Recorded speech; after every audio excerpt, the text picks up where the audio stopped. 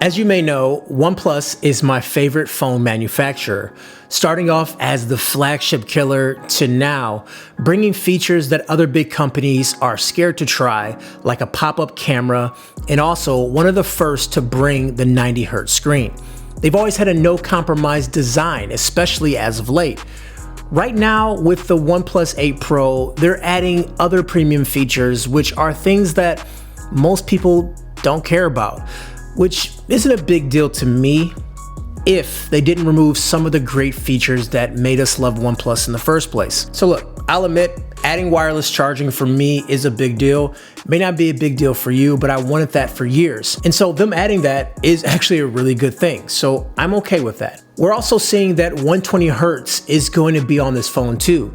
Look, 120 Hz might be the next big innovation in screens, but 90 Hz is still rare to see, and I consider that a premium feature.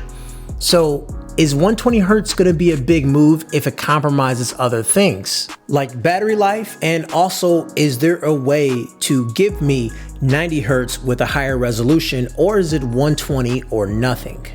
It feels like 120 Hz is going to come with some compromises, but instead of focusing on that, I think there's a couple of other missed opportunities, like these curved edges. I think it's time to go.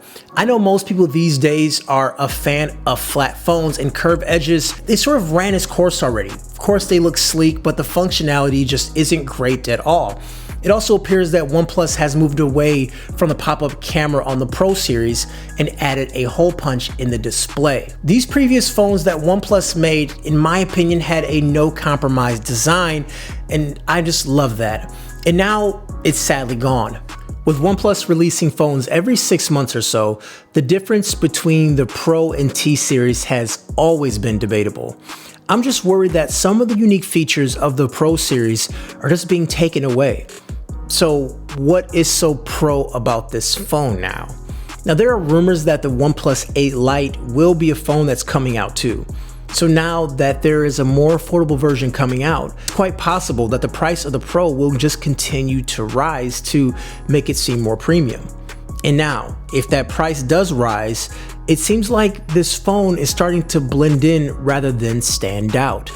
The 8 Lite might be the phone to get if they can retain the elements of what makes OnePlus a OnePlus. And that's hitting this price point that other manufacturers cannot hit while matching them in terms of features and also specs. This does not change how I feel about OnePlus as a company, and I'm sure the 8 Pro will be a good phone, and it's a day one purchase. As OnePlus's price continues to rise over the years, OnePlus now is going the easier and safer route.